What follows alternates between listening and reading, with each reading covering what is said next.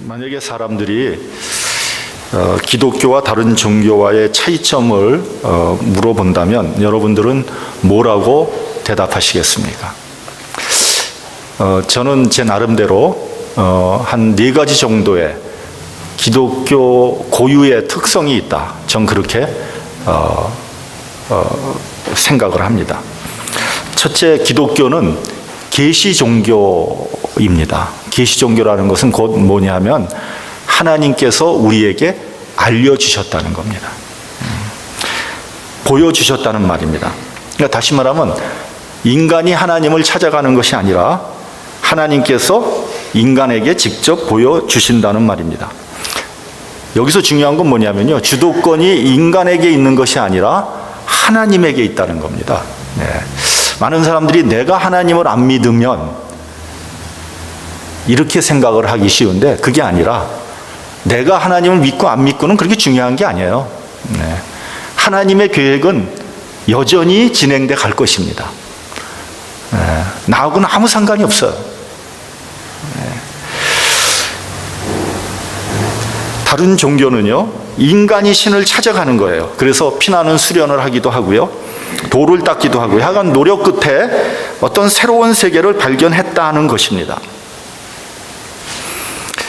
그러니까 인간이 노력을 기울였더니 드디어 신이 만나 주었다는 구조죠. 그러나 기독교는 그렇지 않습니다. 먼저 하나님께서 보여주십니다. 인간의 노력이 먼저가 아니라 하나님의 계시가 먼저입니다. 그 이후에 인간의 노력이 들어가는 그런 구조입니다. 한번 아브라함을 한번 생각해 보세요.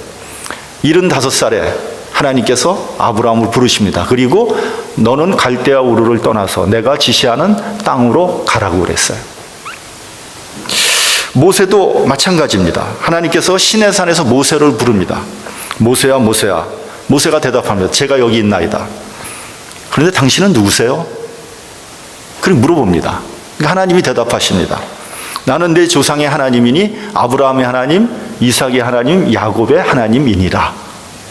그러면서 네가 내 백성을 애굽에서부터 구원해내라. 그렇게 명령을 내리시죠. 모세가 다시 묻습니다.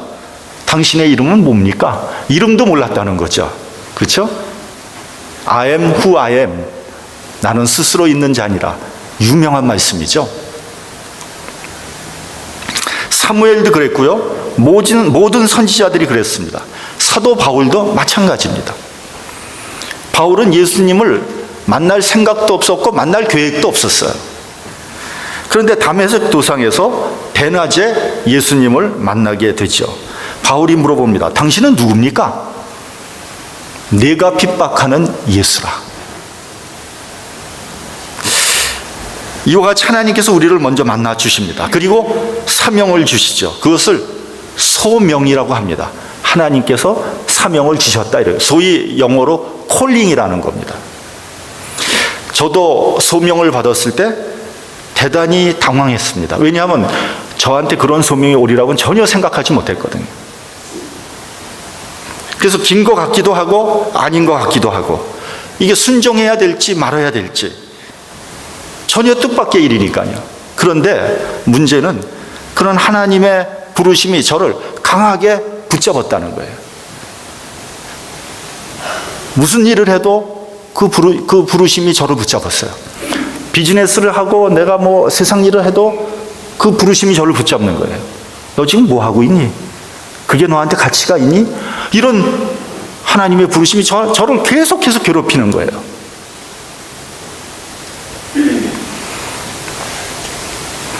그런데 말이죠, 이런 부르심에 순종하려면 상당한 희생과 헌신이 있어야 됩니다. 손해를 감수해야 됩니다. 하나님의 부르심에는 항상 위기가 동반하게 되는 거죠. 그래서 그 부르심에 순종하기가 쉽지가 않습니다. 둘째는, 기독교는 말씀의 종교입니다. 물론 다른 종교에서도 경전이 있습니다. 그러나 다른 종교는 경전을 몰라도 크게 상관하지 않습니다.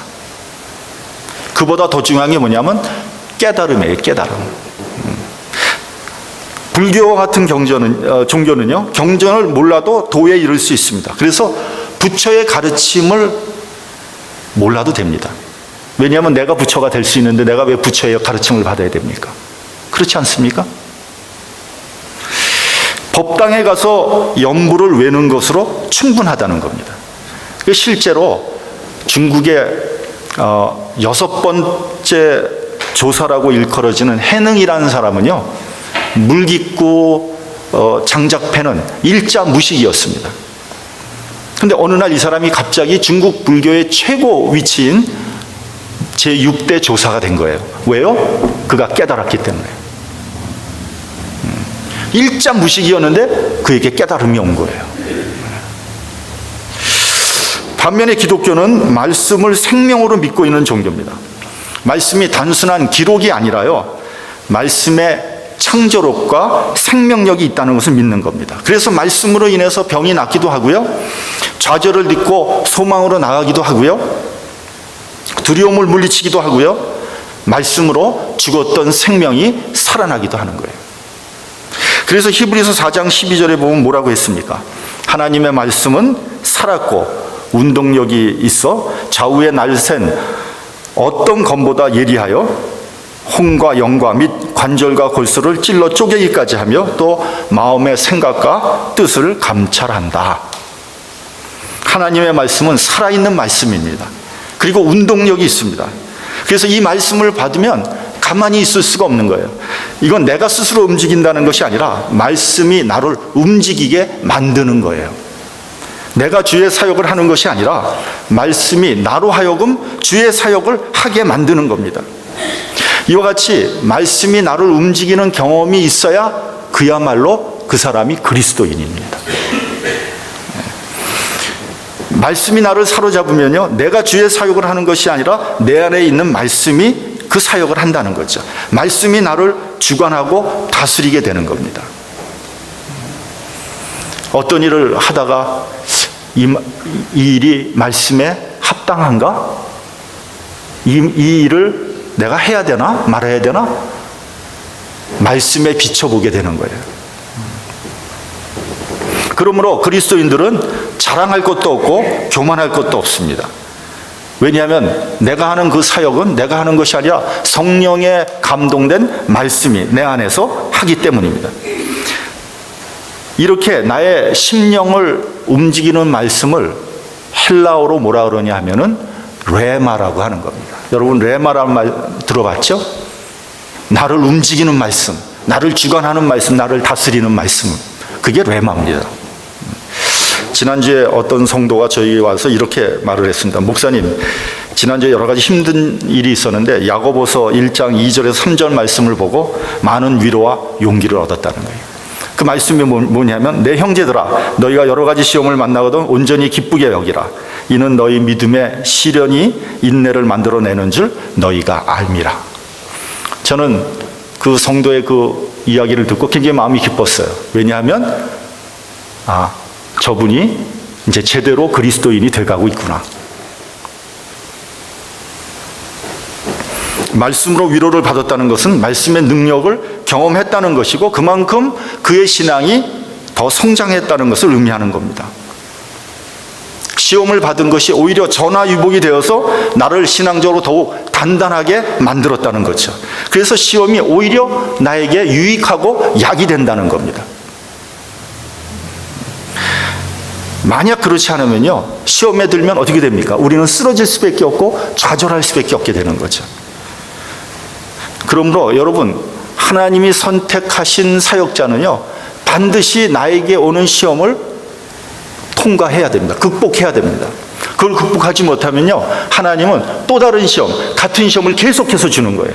거기서 계속해서 넘어지는 거예요. 그 시험을 통과하지 못하면요, 하나님의 사역자가 될 수 없습니다.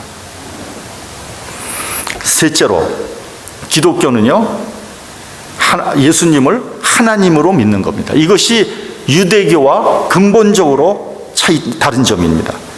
요한복음에서 예수님을 이렇게 표현했습니다. 말씀이 육신이 되어 우리 가운데 거하심에 우리가 그의 영광을 보니 아버지 독생자의 영광이요 은혜와 진리가 충만하더라. 우리는 예수 그리스도를 하나님의 아들이면서 또 하나님으로 믿는 겁니다. 하나님께서 천사를 보내서 우리를 구원하신 것이 아니라 당신의 독생자를 우리와 같은 모습으로 보내어 고난의 십자가를 지게 하심으로써 우리를 구원하신 거죠. 소위 인카네이션의 은혜인 것입니다. 그렇기 때문에 하나님은 우리 인간의 입장을 이해하고 공감하시는 분이시죠. 이 놀라운 사실이 받아들여지고 이해가 되고 믿어지는 것, 그것이 은혜 받았다는 겁니다. 그러므로 은혜 받았다는 것은 단순한 이론이 아니라 경험을 동반하게 되는 겁니다. 이 경험이 나를 변화시키는 것이고요, 하늘나라의 소망을 갖게 하는 겁니다. 로마서 10장 9절에 보면 이 사실을 이렇게 말씀하고 있습니다.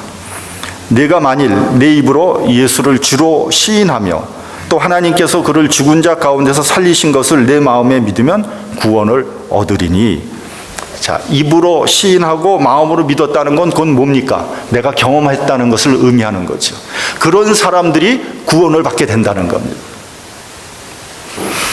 넷째로, 기독교는 예수를 그리스도로 믿는 겁니다. 여기서 그리스도란 말은 메시아, 즉 구세주라는 말입니다. 오직 예수만이 그리스도입니다. 성경에서는 다른 어떤 구세주도 우리에게 말씀한 적이 없습니다. 모슬렘은요, 구약과 신약을 대부분 믿습니다. 그리고 예수님을 선지자 중에 하나로 믿습니다. 그러나 예수님보다 약 600년 후에 온 마호멧을 마지막 구세주로 믿고 있는 거죠. 그래서 성경학자들은 이렇게 생각을 합니다. 마호멧이 기독교의 영향을 받아서 새로운 신흥 종교 이슬람교라는 것을 만들었다. 우리나라에서도요, 자칭 구세주들이 굉장히 많습니다. 문선명을 비롯해서 박태선, 그리고 근래 신천지의 이만희에 이르기까지 아마 수십 명에 이를 겁니다. 그래서 어떤 사람은요, 우리나라 사람들이 메시아 강박증이 걸린 것 같다, 이렇게 진단을 했습니다. 워낙 고난을 많이 받은 민족이라서 그런지 누군가 백마를 타고 와서 지금의 어려움을 구해줄 사람을 간절히 구하고 있다는 거죠. 그래서 이렇게 자칭 메시아가 많은 거고요, 이단이 성행하게 되는 겁니다. 예수를 구세주로 믿는 점에서 기독교와 유대교 그리고 이슬람교는 근본적으로 차이가 나는 겁니다. 우리가 보는 신약 성경은 예수 그리스도에 대한 말씀이죠. 예수님이 하나님이요 그리스도라고 주장하고 있는 겁니다. 이것도요, 그냥 단순히 이론적으로 주장하는 것이 아니라 그 제자들에 의해서 경험된 사실을 신앙적으로 고백한 말씀입니다. 그래서 로마서 8장 9절을 보면 이렇게 되어 있습니다. 만일 너희 속에 하나님의 영이 거하시면 너희가 육신에 있지 아니하고 영에 있나니 누구든지 그리스도의 영이 없으면 그리스도의 사람이 아니니라. 여기서 이 문장을 보면요, 사도 바울은 하나님의 영과 그리스도의 영, 이렇게 둘을 구별해서 쓰고 있습니다. 근데 보통 우리들이 얘기하기를 이 하나님의 영과 그리스도의 영을 둘 다 그냥 성령이라고 얘기를 합니다. 그럼 왜 바울이 구태여 성령이라고 쓰지 않고 이 두 개를 구분해서 썼을까요? 이것은 그리스도의 말씀과 가르침이 없다면 그 사람은 그리스도인이 아니라는 것을 강조하고 있는 거예요. 우리 본문 9절을 한번 같이 봉독하겠습니다. 본문 9절. 자, 시작. 복음을 인하여 내가 죄인과 같이 매이는 데까지 고난을 받았으나 하나님의 말씀은 매이지 아니하니라. 오늘 본문을 보면요, 사도 바울은 감옥 속에 갇혀 있었습니다.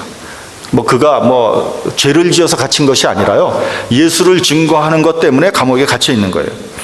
우리가 보통 생각하면 감옥에 갇혀 있으면 어떻게 되겠습니까? 아무 일도 할 수 없죠. 고통당하게 되고 좌절하게 되죠. 그런데 놀랍게도 바울은 뭐라 그러냐면요, 하나님의 말씀은 매이지 않는다, 이렇게 고백하고 있습니다. 이 말은 무슨 말이냐면 말씀의 역동성, 말씀의 생명력을 우리에게 알려주는 겁니다. 빌립보서 1장 12절에도 이와 비슷한 말씀이 나옵니다. 형제들아, 나의 당한 일이 도리어 복음의 진보가 된 줄을 너희가 알기를 원하노라. 감옥에 갇힌 것이 오히려 복음의 진보가 되었다는 뜻입니다. 바울은 비록 쇠사슬에 묶여 있었지만 복음은 묶여 있지 않았다는 말입니다. 왜요? 복음은 내 안에 갇혀 있을 수 없기 때문입니다. 앞에도 말씀드렸지만 내가 말씀을 증거하는 것이 아니라 내가 말씀에 사로잡혀 증거하는데 쓰임을 받게 된다는 거죠. 그러니까 하나님의 말씀이 나를 고용해서 쓰임을 받는 거지 내가 말씀을 좌지우지할 수 있는 것이 아니라는 뜻입니다. 저는 이번 9월 달에 열렸던 통일 소망 기도회 컨퍼런스를 통해서 북한의 지하교회의 실상에 대해서 확실히 이해하게 됐습니다. 사실 북한이란 나라에서 지하교회가 있다는 것은 사실 불가사의한 일이죠. 그런 일이 어떻게 가능할 수 있을까? 미국 브루킹스 연구소에서요, 북한 관련 포럼이 있었다고 합니다. 주제는 뭐냐면 과연 북한에서 중동의 봄과 같은 그런 급변 사태가 일어날 수 있겠는가? 라는 주제였습니다. 여기서 미국의 아이비리그 대학을 다니는 탈북자 학생이 발표자로 나와서 발표를 했다고 합니다. 근데 뭐냐 하면은 북한에서는 중동 지방에서 일어난 것 같은 혁명 사태, 그래서 북한의 독재 정권이 무너지는 것 같은 급격한 변화는 전혀 기대할 수 없다는 주장을 했다고 합니다. 그의 논점은 세 가지라고 합니다. 첫째는 북한의 경제 상태입니다. 대부분 북한 사람들은요, 살아남기 위해서 몸부림치기 때문에 다른 일에는 전혀 신경 쓸 수 없다는 거예요. 둘째로는 북한에서는 어떠한 독립적인 사회 조직도 만들 수 없다는 겁니다. 타가소서부터 시작해서 양로원에 이르기까지 모든 조직은 북한 당국에 의해서 통제되기 때문에 독립적인 조직을 만들 수 없다는 거예요. 셋째로는 북한에서는 민주주의가 무엇인지조차도 잘 모른다는 거예요. 어려서부터 늙어 죽을 때까지 철저하게 김일성 왕조에 대한 세뇌 교육을 받았기 때문에 외부의 무슨 정보나 외부의 문화나 세계의 흐름이라는가 이런 거는 근본적으로 차단되어 있다는 거죠. 그래서 북한은 내부적으로 우리가 생각하는 것보다 훨씬 더 안정되어 있다는 거예요. 요즘에 북한에서 고위층 탈북자들이 생기고 또 엘리트 탈북자들이 생기지만 그것은 북한의 지도층에 대한 얘기지 북한의 일반 주민들은 거의 동요가 없다는 거예요. 모르니까. 그러니까 다른 생각은 일치할 수 없는 사회인 것이죠. 그런데 어떻게 거기에서 지하교회가 있을 수 있는가 하는 겁니다. 이번 그 컨퍼런스에서 강사 목사님이 한 분 계셨는데 이 목사님이 탈북자 목사님이에요. 42살 젊은 목사예요. 근데 이분이 지하교회에 대해서 이렇게 증거를 했습니다. 이분이 직접 북한에서 경험하고 확인한 사실이니까 이건 틀림없는 사실입니다. 우선은 과거 해방 전부터 예수를 믿는 가정들이 아직도 남아있다는 거예요. 마치 허리가 잘린 나무처럼 구루터기가 남아서 존재하고 있는 거죠. 그들은 예수를 그냥 희미한 어떤 기억만 가지고 있는 거예요. 그러나 예수를 믿고 있는 사람들이죠. 근데 둘째가 굉장히 중요합니다. 둘째가 뭐냐면 1990년대 중반에 북한의 대기근이 닥쳤습니다. 소위 고난의 행군이죠. 북한 당국은 통계를 일체 발표하지 않으니까 얼마나 많은 사람들이 굶어 죽었는지 우리는 알 길이 없습니다. 근데 대한민국 통계청에서 발표한 숫자에 의하면 대충 짐작하면 약 33만에서 61만 명 정도가 굶어 죽었다고 이렇게 나와 있지만 비공식적인 통계로는 약 한 100만에서 300만까지 굶어 죽었다고 합니다. 아무튼 수많은 사람들이 굶어서 죽은 것만은 틀림없는 사실이죠. 굶어 죽지 않은 사람들은요, 그 후유증으로 평균 키가 남한의 젊은이들보다 약 15cm 정도 작고요. 평균 기대 수명도 한 11년 정도 적다고 합니다. 그때 무슨 일이 있었냐면 한경도와 양강도, 그러니까 그 백두산 부근이죠. 거기 있는 사람들을 중심으로 약 30만 정도가 목숨을 건 탈북을 합니다. 북한에는 주거 이전에 자유가 없으니까 사실은 그 전에는 상상할 수도 없는 일이 일어난 겁니다. 그러나 그들이 죽음을 무릅쓰고 탈북을 하는 것을 막을 수 없었던 거죠. 근데 그 사람들을, 그 30만의 북한 주민들을 받아준 사람들이 누구냐?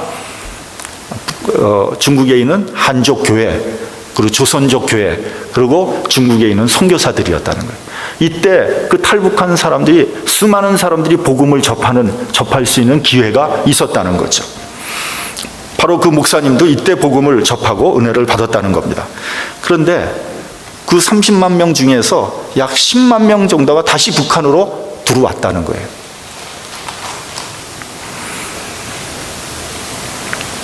왜냐하면은 그때는 대한민국에 올 수 없었을 때이고 북한에 더 이상 남아 있을 수 없으니까 할 수 없이 북한으로 그러니까 중국에 남아 있을 수 없으니까 할 수 없이 북한으로 재입국을 하게 된 겁니다. 그들이 중국에서 복음을 듣고 은혜를 받은 사람들이 북한에 가서 지하교회를 이루게 된 것이죠. 그러니까 그 사람들은 죽음의 극한 상황을 극복하고 복음을 받아들였기 때문에 어떠한 고난이나 핍박에도 견딜 수 있는 복음으로 무장된 강력한 영적인 용사인 것들이죠. 이 목사님도 북한으로 재입국하기 전에 성경을 무려 70독을 했다는 거예요. 그리고 사도 바울 서신은 거의 다 외웠다는 거예요. 그리고 찬송가도 60편 정도를 다 외웠다는 거예요. 그리고 북한에 들어가서 친척과 친지들에게 목숨을 걸고 전도를 했다고 합니다. 그런 와중에서 함경북도에 가서 가정을 중심으로 한 지하교회 3군데를 방문했다고 증언을 했습니다. 그들은 성경책을 땅에 묻어두고 있다가 성도들이 모이면 성경책을 꺼내서 같이 읽고 찬양하고 은혜를 받았다는 거예요. 저는 그 설교를 들으면서 복음의 강력한 생명력을 확인할 수 있었습니다. 하나님의 말씀은 어떠한 상황에서도 매이지 않습니다. 세상이 멸망해도 하나님의 말씀은 없어지지 않습니다. 오히려 고난과 핍박 속에서 복음이 더 왕성하게 끈질기게 역사할 것입니다. 그리고 이 목사님은 이렇게 역설했어요. 탈북자들에게 하나님을 알려주려면 중국이나 동남아시아에 있을 때 복음을 증거해야 된다는 거예요. 왜냐하면 그때 가장 힘든 때거든요. 가장 심령이 가난해졌을 때, 그때 복음을 알려줘야 된다는 거죠. 만약에 그때 예수를 만나지 못하면 자유를 찾아서 한국으로 들어가고 난 다음에는 은혜를 받고 교회에 나가는 확률은 거의 없다는 거예요. 실제로 믿지 않는 탈북자들이 한국으로 가서 교회에 나가는 비율은 약 2 내지 3%라고 합니다. 그것도 진짜 믿어서 가는 것이 아니라 도움을 받기 위해서 가는 사람들이 대부분이라는 거예요. 먹고 살기에 바빠서, 그리고 화려한 물질 문명에 취해서 하나님의 말씀을 받아들이기 어려운 것입니다. 이민의 삶을 살고 있는 우리들도 마찬가지 아니겠습니까?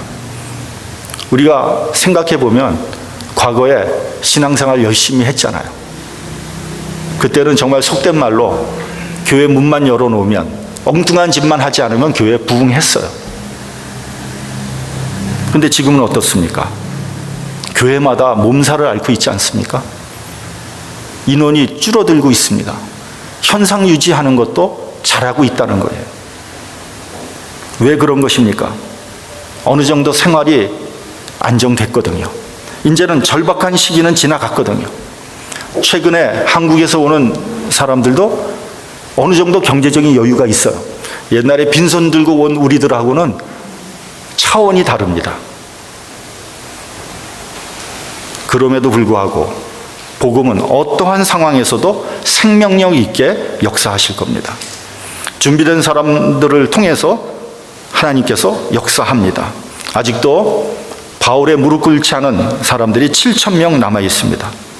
하나님은 마지막 때 하나님의 일꾼들을 찾고 계십니다. 여러분, 무엇을 의지하고 있습니까?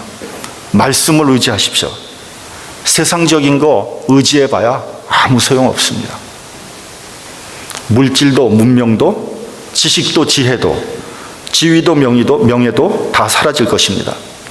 우리의 시간도 우리의 생명도 사라질 것입니다. 그러나 오직 하나님의 말씀은 세세토록 있을 것입니다. 말씀을 읽으십시오. 주님의 은혜가 내 심령에 임할 때까지, 하늘나라 소망이 생길 때까지, 주님의 음성이 들릴 때까지 하나님의 말씀을 읽고 또 읽으십시오. 그러면 어느 날 말씀의 능력이 나를 통해서 나타나실 겁니다. 말씀이 나를 강력하게 붙잡을 겁니다. 말씀을 붙잡고 승리하는 저와 여러분이 되시기를 주님의 이름으로 간절히 축원합니다. 기도하겠습니다.